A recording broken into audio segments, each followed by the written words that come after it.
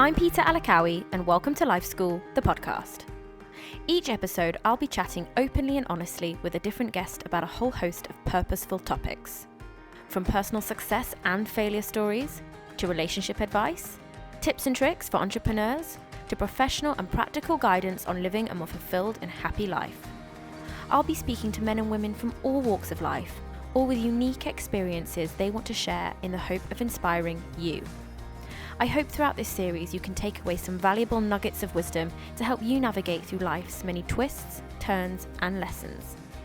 Here at Life School, we are all about the business of learning. So let's get on with the show. And remember, everything you go through grows you. Welcome to episode 5 of Life School, series 1, DXB Women Who Inspire Me. Today's guest is a DXB woman who not only inspires me, but amazes me. 4 years ago, Caroline Leon fell from an outdoor rock climbing wall here in Dubai. She was rushed to A&E with life-threatening injuries and spent months in hospital undergoing major surgeries to reconstruct her feet, reattach her pubic bone, and reconstruct her pelvis and spine. Initially, doctors told Caroline and her family that she may never walk again. After 14 surgeries, 23 blood transfusions, and 2 years of extensive rehabilitation in order to learn how to walk again, she's now not only walking, but about to embark on the adventure of a lifetime. I recorded this episode at the beginning of the month, just a week before Caroline was about to embark on attempting a Guinness World Record to be the first Australian woman in the world to summit every mountain in the Middle East and the Arabian Peninsula in the fastest possible time frame. Oh, and I should mention that she's doing this completely solo. That's 16 mountains, some of which are over 5,000 meters in altitude, in 16 countries and territories across the Middle East. I honestly haven't stopped thinking about my conversation with Caroline since we recorded this episode. I really hope her incredible story of courage and determination ignites something inside of you. And just a small disclaimer, this episode does contain graphic content and strong language. Now let's bring on Caroline.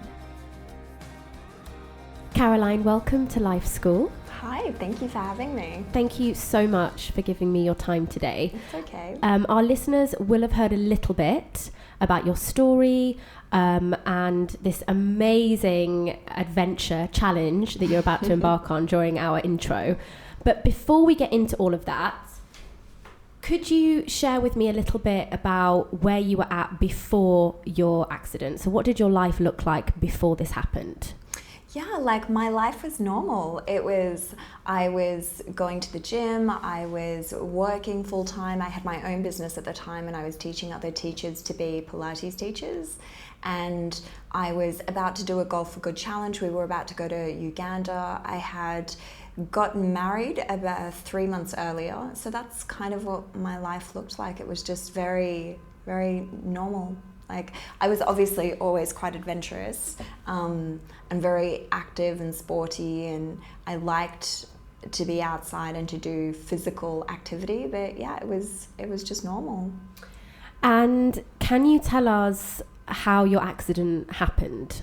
Yeah, look, I think there are sometimes those moments that you have in your life where you don't really think about the consequences of what you're doing. And I think for me, I'd always been someone who was very fearless, and I had, even when I was really young, we used to go surfing and I used to always be in the water and I used to climb the cliffs in Coogee Beach. Like, we're talking about maybe about 100 meters cliffs, just free climbing on rock, and climb to the very top, sit and watch everyone surf, and then in the afternoon climb down. So I always had this very fearless attitude towards myself and my body, and I never really realized all it takes is 1 second, and it really is just 1 millisecond, and then your whole life changes. And I'm very fortunate now to be able to look back on that and think my life changed in a second, but it wasn't the end of it. So basically what happened is I went to an outdoor rock climbing wall with a friend in Dubai, and the wall was just open, and we were like, should we climb the wall just for fun? Like, it was just one of those silly, adventurous things that like you a do. spontaneous. Yeah, so spontaneous. And so I took my shoes off, I climbed up the wall, I perched myself on the top, because it was like a triangular wall, and it had this flat surface and you could look down in the middle. And I perched myself at the top, I put my hands over, and I looked out across the sunset, and just the sun was beautiful. You know how the sunsets are here? They're like this big ethereal ball that just descends into the ocean. So I was just staring at that and listening to the prayer. It was Ramadan. And then I was like, all right, I'm going to climb down. And I remember having this moment inside where I looked down and I was like, whew, like a ping of I'm really high. And I was like I normally do that when I have fear. I just like brush it aside. And then I started to climb down, and I remember putting my foot down onto the first, so in climbing we call it an inklet, but it's like a peg, like a little mound of clay. And so I descended the first one, and my hand on this side, so the inklet just came off, and I remember I just lost my grip just came off. I think I was holding a lot of my weight on that right side. I'm literally getting sweaty palms as you're describing this. Yeah, it's mental. And so I just went boom, and it happened in a split second. Like, you know when people tell you, oh, it's a slow motion thing? It didn't. You know how sometimes you go onto these rides and you can feel your stomach just drop, and you can feel that ride, and you last quite a long time. This was like a millisecond, and I think I had fallen in about a second and a half. And in a second and a half, I was on the floor, and my feet landed. So I landed on my feet, and I had no shoes on. So I landed onto gravel, and then I fell back onto my back, and I just lay there. And I remember for a moment trying to like get up. So you were conscious when you fell? I was conscious the whole time. So I remember falling, landing on my feet, leaning back, and then I tried to get up, and my friend was like screaming. They were coming down the wall, and I like rolled onto my right side, and I felt all of the bones go doom, doom, doom, doom. And that moment I was like, fuck. Like, you move and you're used to the feeling of what a movement feels like, and it just didn't feel that way. And then I couldn't lay on my right side, and I wasn't in pain, which is interesting, but I just couldn't lay on it. And so I rolled over onto my left side, and I felt dung, dung, dung, dung, dung, everything again. And I lay on my left side, and I could lay on that side. And I didn't realize at the time that I couldn't lay on my right side because the whole thing had shattered. And when I laid on my left side, I lay there. And I remember my friend running down the wall and screaming to see if I was still awake. And I was there, but I wasn't there.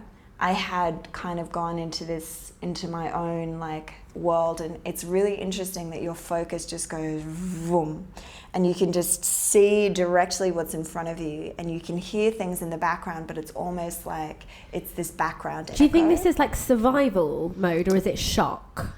I think it's a bit of both. It's definitely a bit of both, because it's interesting. After the accident, I did so much research into what happened, because I wanted to understand what had happened to me, and I wanted to understand the process.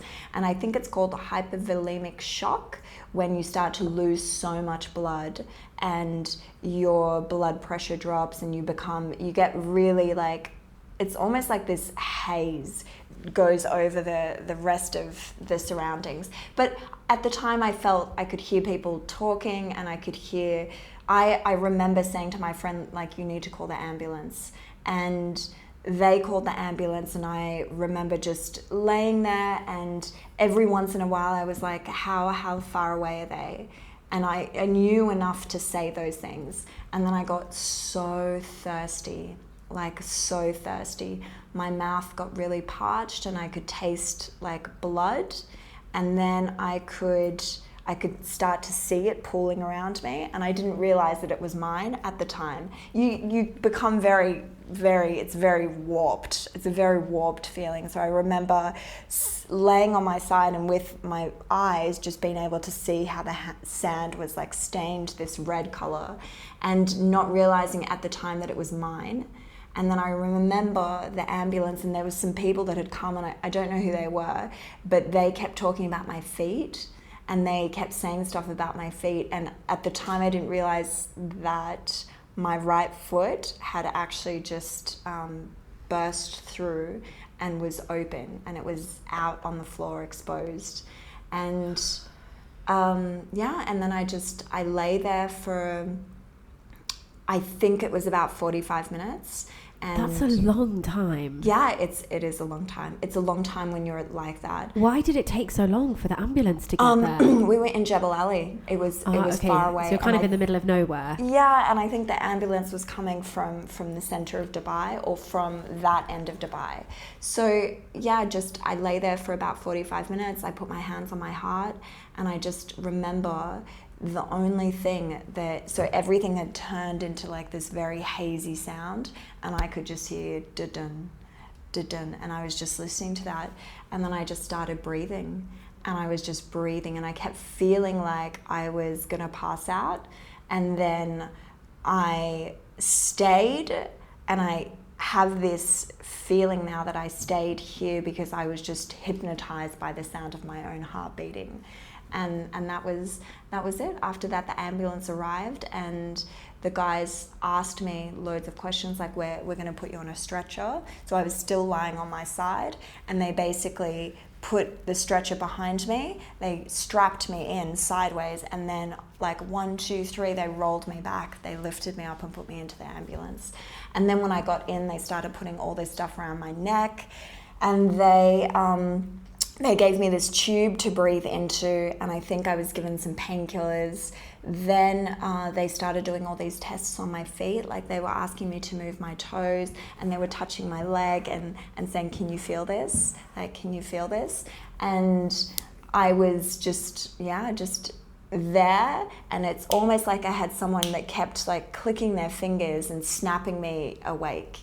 And then after that, when I got into the hospital, I don't remember entirely the whole process of it, but I remember getting into hospital and being pulled out, and then just a million people around me, and they were moving me into a bed, and then they took me into a CT machine. And I remember like the nurses talking me through, like, we're going to put you in a CT, are you okay? And I just remember this, it was the first time I felt pain, and it was agonizing, when they lifted me off the stretcher. So they had this sheet underneath, and there was about 10 people around me, and they lifted the stretcher off and then put me into the CT bed. And the moment they lifted me up and then just let my body drop onto the bed, I was in agony, and I just remember screaming.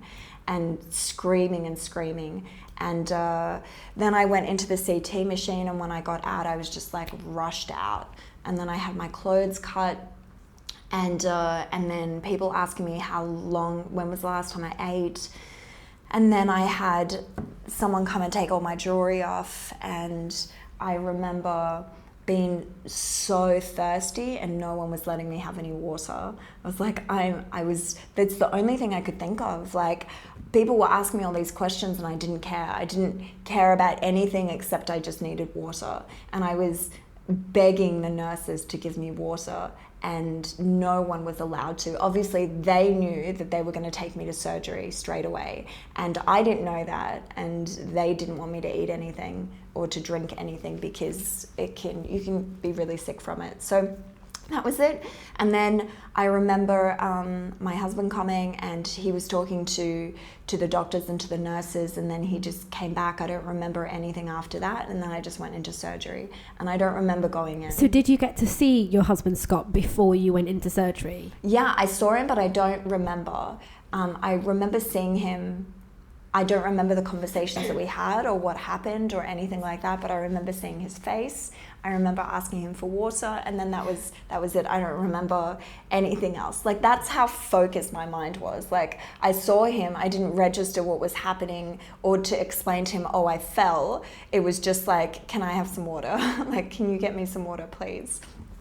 And yeah, and that's it. Then I don't remember anything else but just going into surgery, and and I remember, yeah, that was it, waking up the next day. So how many hours was your first surgery? Look, I don't know entirely. I do know that when I woke up, it was the next day, and I was in a recovery ward. And I remember getting to the hospital, like it was about sunset when I fell, and from sunset to the next morning. So it was about 6 a.m. the next day, 6 or 7 a.m. when I woke up in the recovery ward.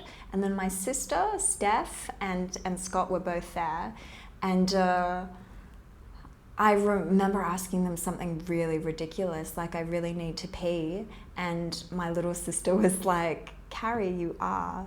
And she lifted this bag, and I was like, oh, like, I didn't even know where I was. Like, I knew I was in hospital, but you know how you don't quite register things? So on that first morning, once you'd had the operation, when you woke up, could you remember that you'd had this accident? Yeah, I remembered everything. So you remembered everything, yeah, okay. I remembered everything. Obviously you were on a lot of drugs, painkillers, so everything was probably a little bit still warped. Yeah, it was very, very warped. Like, I felt like I was in a very warped place. It was, and the idea of not being able to move anymore, I think from the moment that I went into hospital until about 2 or 3 months later, I don't think I moved at all. So actually, sorry, it was 2 months.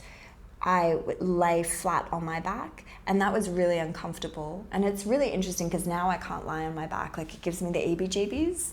That was interesting. So that evening I had 3 surgeries. They basically put my right foot back inside, and then they stitched it all up. And then I had cuts all over my feet, and they were all like stitched and sewn back in. They were just like gashes everywhere, and open like gashes. So I had lots of little stitches everywhere, and then I had a big protrusion right on the inside of my ankle that was sewn up.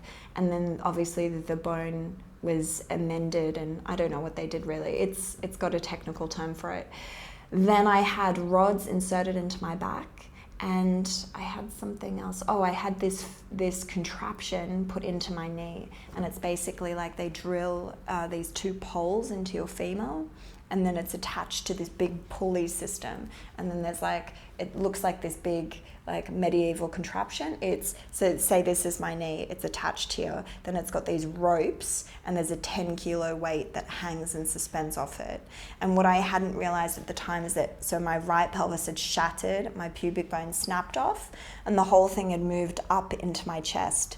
And because there was no other way, they needed to pull my pelvis down, so they were tractioning it from my knee. So I had 10 kilos attached to my leg, and then my feet were all bandaged up, so both of my feet, and they were like purple. And then my wrists and my hand, all the way to my elbows, were purple, like this dark purple. My thumb, and then again on this side, all the way to my elbow. And then, I remember a couple of days later looking at my pelvis, and it was deformed. It was like this side was like this and here, and then the other side was down there. And you could see all these weird mounds that were not really what a pelvis should look like. And then I looked at the other side, and then I just I covered it up, and I just didn't want to look anymore. Obviously I was bandaged and had lots of, but that was it. And then I spent 2 months there. So you were in hospital for 2 months. Yeah. And, I know you. I know that you are so passionate about sport and being active. That is such a huge part of your life. Yeah. So for this to happen to someone like you, especially, what did that do to you mentally? I think, look, I'm a really resilient person, and I've discovered that after this whole process. I think at the time it was a challenge for sure.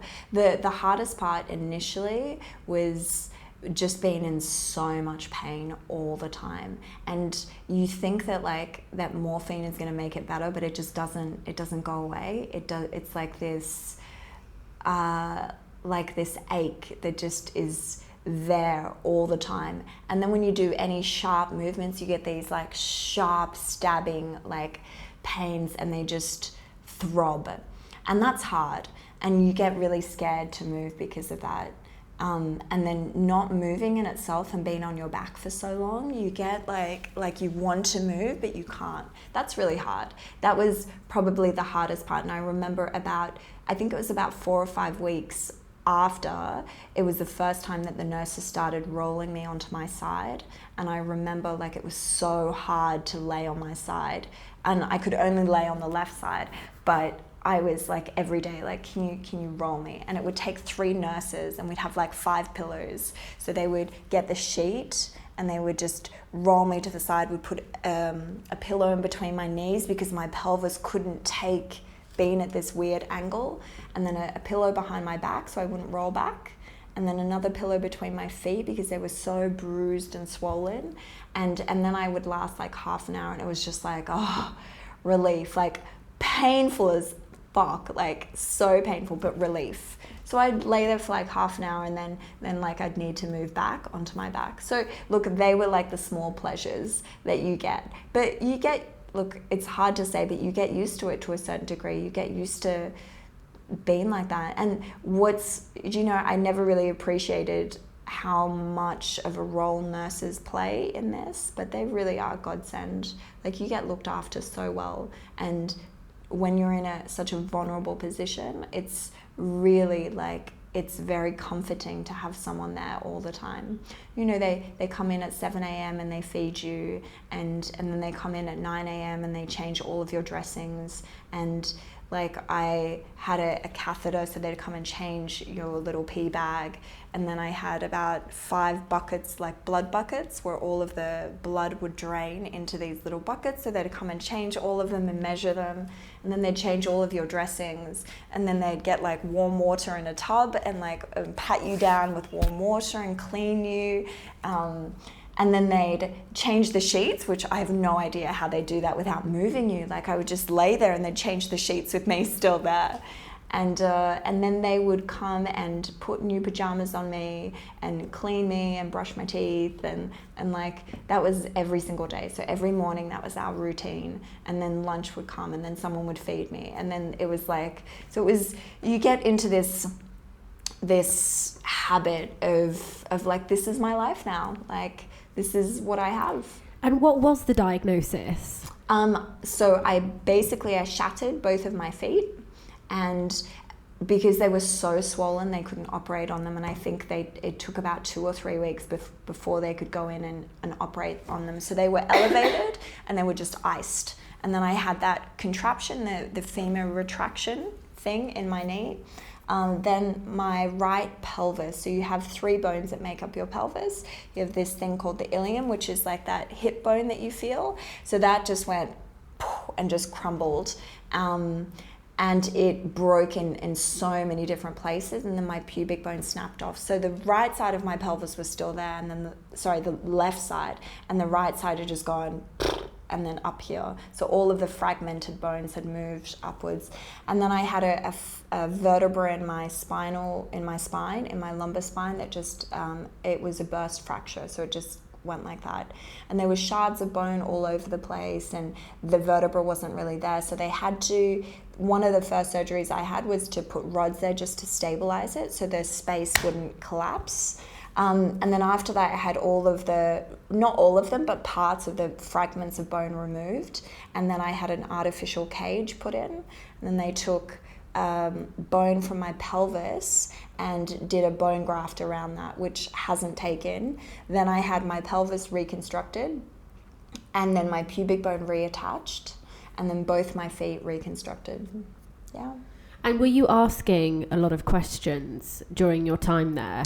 You know, like, how is my recovery? When am I going to be able to get out of here? When am I going to be able to walk? Or were you just very much focusing each day as it comes? Yeah, look, I don't remember asking any of those questions. I do remember as as my stay in hospital progressed, I do remember then starting to become a lot more alert about what was happening and wanting to research it, wanting to read, like, even though I couldn't.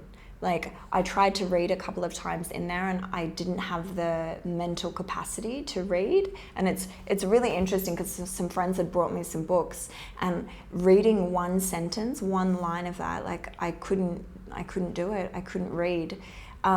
So at the time, it's quite interesting because you think of what capacity, what your mental capacity allows you to do. And at the time, my mental capacity had diminished to such a degree that I was just like, I need water. I need, like, can someone loosen the bandages of my feet because my feet hurt? I need more painkillers. Or it was very, like, low level. Just back to basics. Yeah. Totally. So yeah, it was literally that. Like, I needed water, I needed juice, or like, my throat hurt so much from being intubated, so I couldn't eat anything, but I really wanted, like, something warm. So I got really addicted to, like, peppermint tea with honey, and I would just beg anyone who was around to make me some peppermint tea. I was always really cold, so I was always asking for more blankets and pillows and, like, really low level things. So I wasn't even like, recovery, when am I going to get out? No, like, it was very basic. Yeah. And how was it that day when you could leave? Really scary, really scary. I cried and I was petrified. I was really petrified because, like, I'm not normally someone who experiences any level of fear, and to go from a setting where you were looked after so much to then going home where you're alone, it was petrifying. And before I was allowed to leave, I got a day pass. So the doctor gave me a pass to leave for the day before I had my last surgery. So it was a week before I left. I had one more surgery to do, and the doctor was like, you can go home for the day before you come back, and then tomorrow, like, just don't eat tonight, and then tomorrow we'll do your surgery, and then you have to stay for another week until this heals, and then you can go. So I got the day pass, and it was petrifying. Like, I remember Scott putting me in a wheelchair, and I'd only been able to be, like, with the physio, we had just been practicing, like, so I was lying down, and we'd been practicing sitting up for 5 minutes and then laying the bed back down. And the second that I sat up, I got so dizzy, and I couldn't sit up on my own. So that was really, it was hard. And then, so going from like not even being able to press the electric button and get your thing to come up to, like, okay, we're going to sit in a wheelchair and we're going to put you in a car and you're going to go home. Like, I was like, I can't even sit. So Scott, like, picked me up, he put me in a wheelchair, and I was, like, in agony. Like, all of this weight and pressure sits on your right side, and I was, like, I remember getting really hot and sweaty and feeling dizzy and just nauseous and sick. And we go outside into the I can't remember what month it was, but it was, like, July, August, and it was boiling. And I'd been in AC for, like, 2 months. I was, like... So it was probably a huge shock and to my the system. Skin started to burn straight away, and I felt awful. And he put me into the front seat of the car, and I couldn't sit up. And I was crying, and I remember asking him, like, can you lay the seat down? So he, like, reclined the seat. We put all these pillows on the bottom of the seat so my feet could rest on the pillows, and they were just throbbing because they'd never been down. And the whole car ride, I was crying, and, like, I didn't want to go home. I was, like, it was horrible. But then, you know, I got home, I got into my wheelchair. I had about 5 minutes of being able to withstand how much pain I was in. And then when I got home, it was so lovely. Like, I had, all of my friends had bought a hospital bed, like an electric hospital bed, and they bought a pressure mattress, because I was starting to get some bed sores, and I had a wheelchair, and there was, like, a commode, and there was all my stuff there. And so as soon as I got home, and, like, I got put into a hospital bed, and then I was like, oh, okay, like, and it was on the ground floor, so it was downstairs. We changed the living room, like, it was comforting. And that was really nice when I knew that I had like a bed downstairs and I didn't have to walk or go anywhere. Like I was like, okay, I can do this. You could relax a little bit. Yeah. But then like, who's going to change my nappies? Like I can't go to the bathroom on my own. I can't, like those first couple of months were hard. Like it was an interesting journey for sure. Yeah. And a huge, I mean, the impact of that on your marriage as well. Yeah. To go from being this young, carefree married couple to suddenly you need 24/7 care. What's the most surprising thing you've learned about life since your accident? I think I've learned how resilient we can all be when under adversity, and I think particularly how resilient I am. That's the thing that I learned, and that's something that now I know for certain. So it's nice to know that about yourself, that I can be put into any situation and I have the strength to come out of that, and to come out of it not disabled or disfigured, but I made a decision that I wasn't going to be that way. And then I spent the next 2 years not working, just focusing, being very selfish. I was really selfish, focusing on that, and that was my only priority. I don't think that's selfish though, and I've said this before on the podcast. Selfish comes with so many negative connotations. Yeah. You have to fill your cup first. Yeah, for sure. I don't think that's being selfish, because no one else can go through that recovery. Yeah. Only you can do that for yourself. It's true, but it definitely comes at a price to your other relationships. Of course. Sure. Like to the relationships that you have with your family, to the relationships that I had with my husband. Like it comes at a cost when people see that you are not giving to anybody else, and I felt that very much at the time. I couldn't give to anybody. I couldn't give to my friends. Like I couldn't give to any because I didn't have anything to give. When I got out of that hospital, I've never been so weak in my whole life. Like I got out of there and I think I weighed just like I was like about 45 kilos when I left. I had no strength. I couldn't sit in a wheelchair for more than 5 minutes. I had to lay down in a car to go to any car journey. Like I remember having an exercise in my physio where I had to pull a TheraBand, and I couldn't even do that. It was too hard. It was too heavy. Like I left that hospital so weak, and so weak, mentally, physically, spiritually. Like there was just nothing. There was nothing. Did it really make you realize who are the important people in your life? I'm sure you probably had some surprises as well. Do you know, the people that I knew were still there. Like those people are always there, and you know that, and I knew that before, so it wasn't a surprise to me to learn that. But what I did learn is how beautiful like the community can be. I didn't know that, and I didn't realize that or appreciate it. And when I had my accident, it was just crazy, like how many people were there. We had at the hospital, the only way that they would let me be in my own room is that if someone stayed with me every night. So I went, for the first 2 weeks I was staying in a surgical ward, and the doctors basically said, if we move you to a private room, someone has to stay with you, and that person has to be female. So it was, my friends took turns. So there was always like one girl that would come in at like 8 o'clock and sleep in the hospital, and the bed was horrifically, like it was like a sofa that they turned into a semi-bed. And so they were on rotation. So my sister and her friends and my friends. So there was a WhatsApp group, and someone was always like, okay, I'll come and stay. Otherwise, I had to move back to the surgical ward. So look, that was lovely. And when I came home, like there was just so many people that had bought stuff so that when I got home, I had the things that I needed. And then my friends set up a GoFundMe account. They raised $50,000 to help with all of my medical expenses. Amazing. Like that was really surprising. Like I didn't realize how generous people were and how much they cared. And at the time when I left, I was in this place of like, I don't deserve to be alive. Like I was in a really bad place. I was in a very, like my sisters and I joke around about it. We call it being in the mud. Like I was in mud.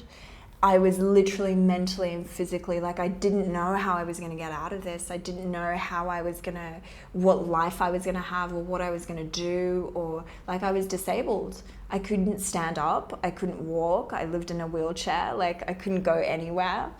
And to have so much love and support and people like being so generous, it made me think, well, like, fuck, if they give a shit about me, like, I have to give a shit about me. Like, I have to find a way to do something good with this. Like, I have to. And I think initially that became the driving force. Like, I started to, like, you know, sit up a little bit more, or like roll over, and when I got home I could read the very basic stuff, but I could read. I was sleeping about 20 hours a day, so I was totally useless, but I was there, and the 4 hours that I was awake, I was like present enough to be there. How much of it do you think is a mental aspect within your recovery? So obviously there's a huge physical side, but how much of it is actually down to your mental state? I think your mental state is everything, and I think it's everything for everybody. It's not just me, and not just recovery or healing. It's for everyone.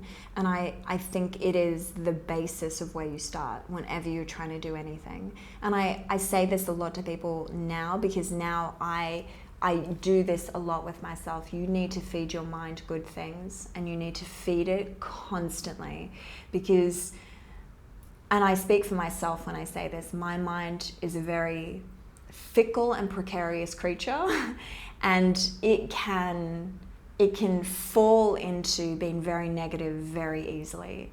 And I need to, for me, and to stay on the right track, like, I have a goal and my mind wants to go there.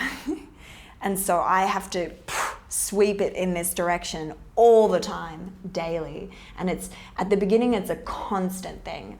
So I started reading, like, first I started reading all the negative stuff, all the clinical studies, so I would have a real basis of the factual place of where I was at. And the being disabled for life, never being able to walk, being able to walk on crutches or with a limp, and never having a normal life. Like, the doctor's like, you're never going to run again, you're never going to do sport. And it's so funny, I remember crying, and the doctor was like, why are you crying? When I say this to the locals, they're like so happy that they don't have to exercise, and you're sitting here crying. And I was like, I was deflated by that idea. But look, over time, you just, like, it's all of the little things, and this, you have to start there.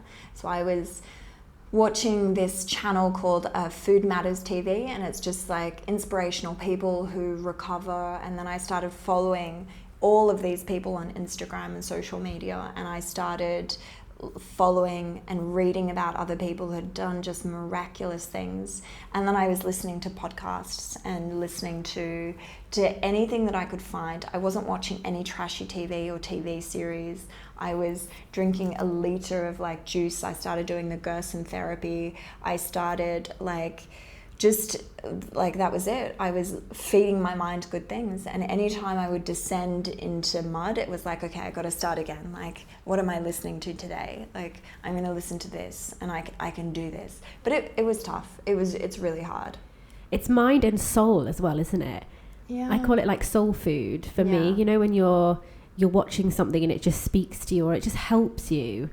And a lot of people, I imagine, being in that situation, probably would quickly get into a sort of vicious cycle and spiral of watching trashy TV and just thinking, well, that's it, this is me forever now.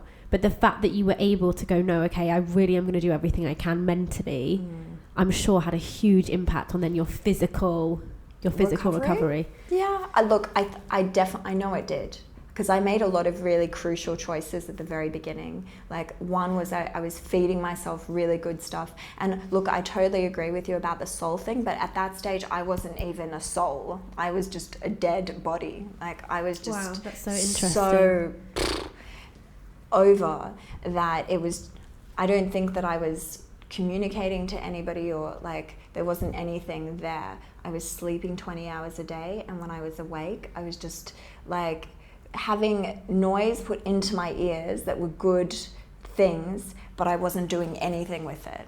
And I just repeat that so I was doing that for a good 2 or 3 months, and sleeping 20 hours a day, waking up. But what I did realize, and this is something really, really beautiful, when I would go to sleep, I would, like, at first I was like, why am I sleeping so much? Like, I noticed a lot of really interesting things happen to my body. Like, my body got really hairy, like really hairy.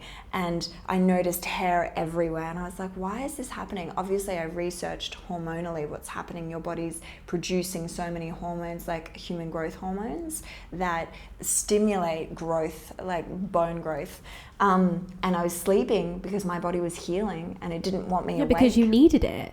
Yeah, I was literally healing. And what I discovered is that I would go to sleep, and then the next day I could do something that I couldn't do the day before. And that happened at such a fast pace at the very beginning that I was like, I remember going to bed one day, and with my physio, we were always like, he was like, contract because when I smashed my pelvis, my right side was no longer attached to the rest of my body, and it had just gone here. And because of that, so there was only soft tissue that was attaching my leg, but all of that soft tissue was stretched and torn, that when it was all reattached, none of my muscles worked. Like, my right leg couldn't move. I couldn't move it at all for about 5 months. And so the whole trick is, like, my physio would come over, they would move my leg forwards and backwards and do circles with it. And then they would put it back down. They're like, can you move it? And I could wiggle my toes, but from my toes upwards, I couldn't do anything. Like, nothing. I couldn't turn it from side to side. I couldn't contract the muscle. I couldn't move it. Nothing. It was dead.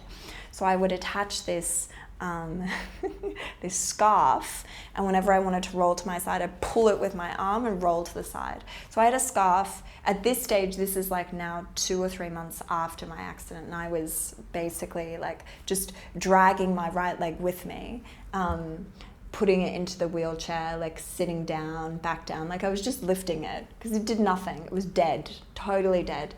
And I remember going to sleep one day, and I remember waking up and being able to move it. And I remember, because I was practicing this every day, the day before I couldn't do that. And I was sleeping 20 hours a day. And I know that my body was forcing me to sleep so that it could heal and fix things. And it was fixing things like crazy. That's incredible. Yeah, it's mental. It's mental to feel that and to know that type of intelligence that exists within us. It's just subliminal. And now I feel like this mind here is like a little baby creature, but this body, all of our bodies, there exists an intelligence within that is just subliminal, and it needs to be honored and respected and appreciated. And this is why you must listen to your body. Yeah. Even on a tiny scale. You know, I wasn't feeling very well last week, and my mental instinct is just to keep going. And sometimes your body just goes, nope, sorry, you need to rest, you need to stop, and you have to listen to that. Yeah. And so often we don't. And that is just such, an incredible example of your body knows what it's doing. Let it do what it's designed to do. Before we move on from your accident, how are you today? Yeah, look, today I'm good.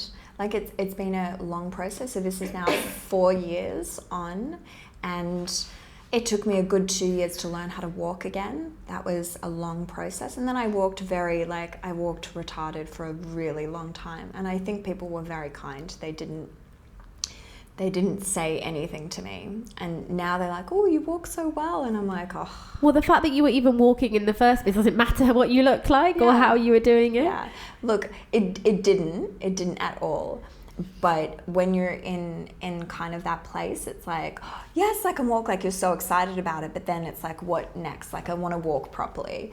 I wanted to get to a place where I wanted to make something of my accident, and that entirely in my mind was I wanted to walk out of it better than I was before. That was my goal. And my body physically isn't there yet, but it's getting there. And it's getting there in the sense of like, when I stepped out of like being in hospital for 2 months, and then I went in and out of hospital for 2 years, so I had a lot more surgeries after that. I think I only had about 7 or 8 when I was in there initially, and then after that I was going only in and 7 out. or 8. Yeah, I was going in and out, going to have surgery and starting again. So that whole like 2 years of that process, it was long, and coming out of that and being like, okay, well, how can I be better than that? And I remember this clear example one day. It was about 2 weeks of being able to be on crutches, and I went to Dubai Mall on my own. I got a taxi. The taxi came home. It dropped me at Dubai Mall. When I got to Dubai Mall, I walked to the bathroom, and I could not walk anymore. And I remember crying outside the bathroom because my feet, like, I couldn't walk 100 meters. Like, I'd walked from the entrance 100 meters to the bathroom, but I couldn't go anywhere. And I remember just crying on the side of the wall in Dubai Mall, thinking like, what did I do? Like, why did I come here? I'm so stupid, but I wanted to feel like a normal person. And I remember this beautiful man, like, God bless him, he saw me crying and he's like, are you okay? And I was like, I need to get home, I need to go home. And he was like, look, let me take you home. And he, bless him, got his car back to where the taxi stand was, and I walked there. He helped me to the car and he drove me home. He was a total stranger. But he drove me back home, and I remember thinking, I'm not ready to do that yet. And that was 100 meters. So like, now the fact that I can walk all day and my feet don't hurt, like, they hurt, but not as much as, there's progress there. And I know that if I keep going on this kind of like path, keep pushing myself, keep challenging my body, keep going, aspiring to that goal, like, I'm gonna get there eventually. It's not going to be the same as it was before, but inside, like, I'm going to make it better. Thank you so much for sharing that with us. Okay. I have this like knot in my stomach. Like, I just can't believe, and especially with what we're about to go on to talk about, that you know, you've arrived here today. You know, I haven't seen you in a few years, well, since your accident. You know, you've come here today. You know, if I hadn't have known about your accident, I would never be able to tell that you had gone through something like this. So it's just, Caroline, it's incredible. Okay, so from going from your accident and potentially thinking that you'd never be able to walk again to today, can you tell us about this incredible Guinness World Record that you are about to attempt? So in 5 days, crazy. I am basically going to summit all of the mountains in the Middle East. Yeah, I know it's ridiculous. I don't know where this idea came from or why. Are you sure that I know you're ready in terms of preparation, but are you ready mentally, physically? I'm ready mentally. Like, this isn't going to be a Dubai Mall incident where you get there and you're like, I think I've gone too far. Do you know what potentially it could be? Like, just being really honest. I know my mind can go there, and I'm just going to see if I can push my body there. So we'll see. Look, I don't know. All I know is that that I need to try. I need to see what I can do. Like I said to you before, I wanted to make everything better than it was before. Physically, mentally, spiritually. Like, how can I be a better person? How can I make all of this count? How can I make it mean something? Because it can't be for nothing. And I can't leave it there. I can't leave it as it's nothing. I need to make it into something, because otherwise, what a disrespect to myself. Like, what an awful, awful way to disrespect yourself. To go climbing a wall unharnessed, like, what an idiot. And I cannot leave that there. So I need to turn that into something that's of value to me or to others, and to show people, like, if I can go, like, I've had 14 surgeries, I had 23 blood transfusions, like, if I can do this, then anyone can do this. And so you go in 5 days, and this is how many mountains in the Middle East? I'm climbing, technically it's 16, but officially it's 15. Okay. Yeah. There's rogue countries that we're not allowed to talk about here. You know that. Yeah. Yeah. And how long are you going to be away for? I'm going to be away for 31 days. Yeah. Well, a whole month. Yeah, basically a whole month. Like, And I come back intermittently, but yeah, basically 31 days. And how can people support you on this? Because I know you're partnered with DHL. Yeah, so DHL have been amazing, and they are helping me logistically with ground support, and it's great. And then I myself am supporting a local charity. So it is called Golf for Good, and they do lots of amazing projects around the world to raise money for kids, and predominantly children, predominantly in underdeveloped countries, and to education based. We'll link them in the show notes so people can see. Yeah. How can people follow you on this journey and also support you? So most of it is on Instagram. So it's Caroline_D_Leon. I'll add this to the show notes as well. Yeah, amazing. And then in my profile, there's a link to, it's a Yalla Give account where you can donate directly to the charity. So none of that money will go towards me. It will all be towards Golf for Good. As a way to raise money for their internal operations, to keep them running, and then also to raise awareness for some of the amazing projects that they do around the world for kids. We will definitely put that link in the show notes. Amazing. And when we actually put our videos on social media as well, we'll include the link everywhere, so that hopefully people that listen to this can also support you with that. And best of luck with this. I will be watching closely, and I hope that we can have a chat with you when you get back. Absolutely. We're going to do a quick fire round now. Go. Okay, favourite quote? Okay. T.S. Eliot. It is, I can't remember the quote exactly, but it's something along, I'm paraphrasing here, along the lines of, if you don't go far, you don't know how far you can go. Something like that. Isn't it, I haven't come this far to just come this far? Or something like that. It's on my phone somewhere. So okay. We'll find it. Yeah, we'll definitely find it. But it's along those lines. And what I love about that quote is like, if you have no idea what you can do unless you go there, unless you ask, unless you try, unless you get there. So why not? Like, what I've discovered through this process is that you have nothing to lose. Like, you have nothing to lose. And life can be fleeting. And so you have to seize the day, as they say, and be hungry to live, and be hungry not to care what people think, and to just be unafraid to live your best life, whatever that may be. Like, I've had so many people that come up to me and say, like, you are crazy. Like, how are you doing this? And when I hear that, I'm like, you're not my kind of person. Yeah, thank you for your opinion, but I feel this, so I'm doing this. Yeah. And then I just continue on. But it's, that quote just says it all. Like, go to wherever it is that you can go, and such an important message. Care. Yeah, it is. Best piece of life advice you've ever been given? Oh, wow. I don't know.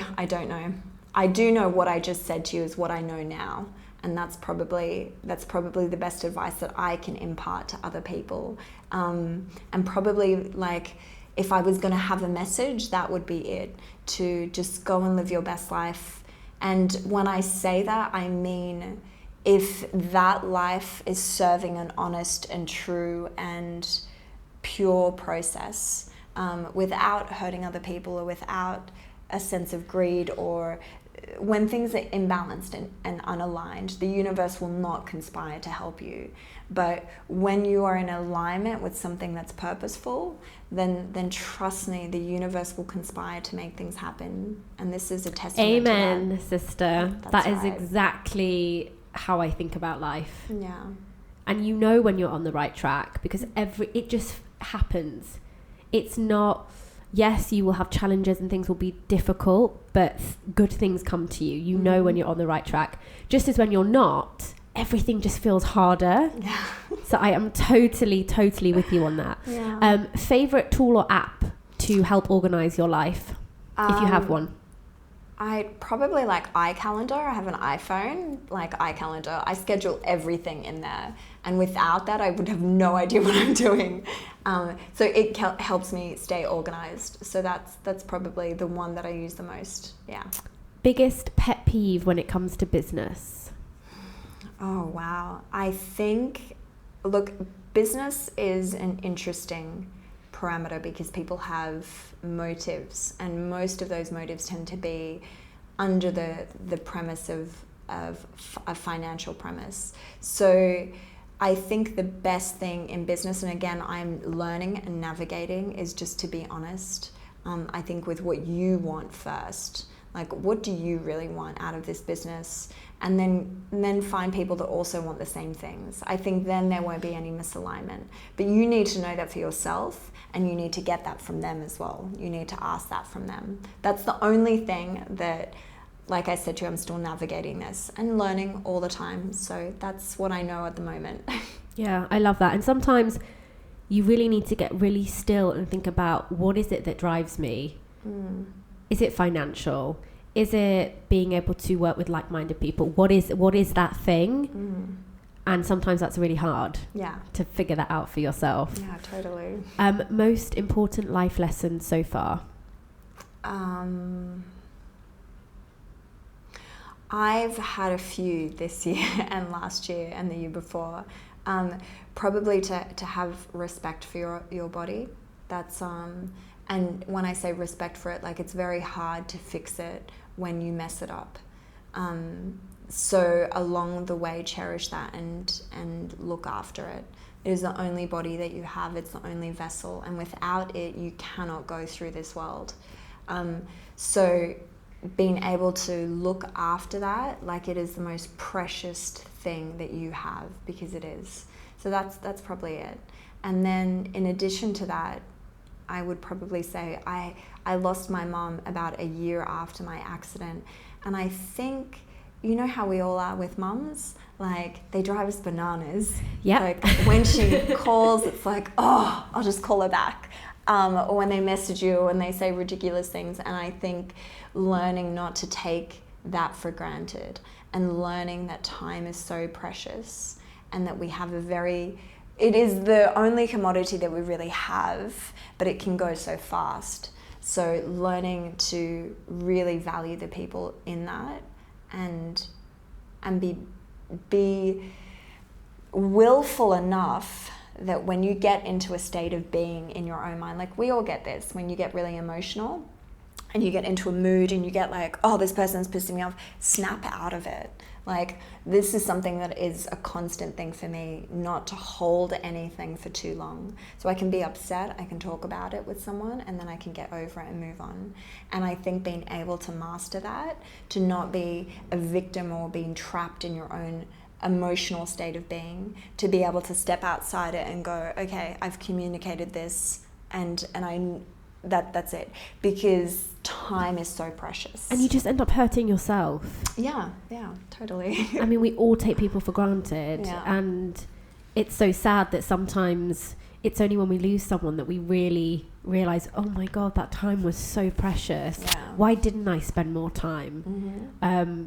So yeah, for anyone listening, please just cherish your loved ones, because time it goes so fast. Yeah, and unfortunately as humans we learn It's these human lessons nature, yeah. And then after this big calamity, then we are like, oh, okay, I need to do this. But yeah.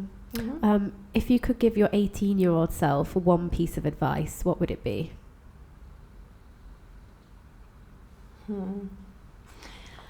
I think look, if that question was like, would you change anything? I probably wouldn't change anything, because I think everything is a stepping stone to something else. I would just tell my 18-year-old self probably the two things that we just said: to cherish your body, and then to appreciate the people. But if I had done that before, I wouldn't know this now. Do you know? Like, if I had cherished my body, I would have probably worn a harness, and then I wouldn't be in this place at this present moment. So look, I think everything is a little stepping stone to something else. My 18-year-old self, I would just probably give her a big massive cuddle and say good luck, you know. I wouldn't impart It's all going to be anything. okay. Yeah, and it is. You have to light that fire within you and just let it burn. Okay, Caroline, your last question. Go. What do you know for sure? Okay. I know that the human body is amazing. I know that we are just intelligent beyond what we know mentally.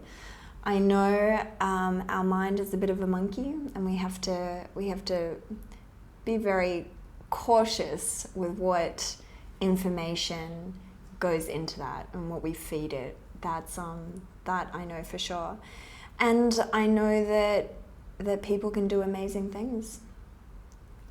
Caroline, thank you so much. That's okay. Thank you for sharing your incredible story. It's made me feel lots of things, but it's made me feel like I'm really going to appreciate the fact that I'm healthy. I can move around. You know, I have some strength in my body, and it's really, I'm going to leave this conversation today just really acknowledging that and taking care of myself a little bit better, actually, because I really do take it for granted. I hope it also makes you like light the fire inside you and just go and do whatever it is that is your purpose and your passion. And life is too short to be scared. Yeah. Just do it, because life can change in a second, in a flash. So 1 second. Thank you so much, Caroline. I'm going to put all the information on your Guinness World Record attempt in the show notes, your Instagram handle, your Just Giving page, everything, so everyone can follow you. And please, let's catch up once you're back. When I'm back. I wish you the best of luck, and thank you so much for your time today. Bye, guys. Thanks. I wish Caroline the best of luck with her Guinness World Record attempt. I know she's going to do amazing. You can keep up to date with Caroline's progress by following her on Instagram at Caroline_D_Leon. As Caroline mentioned, you can also donate to her chosen charity, Golf for Good, via the link in the show notes below. And all of the money will go directly to this wonderful charity. You can also find them on Instagram too, at Golf for Good. As always, if you'd like to find out who my guests will be on the next episode of Life School, follow us on Instagram at LifeSchoolME, where you can keep up to date with all our news and find information on all our amazing guests. And finally, I would be so grateful if you could show some love and please rate, review, and subscribe to Life School ME, the podcast, to help us reach and hopefully inspire more listeners. Thank you for listening to Life School, conversations to inspire action.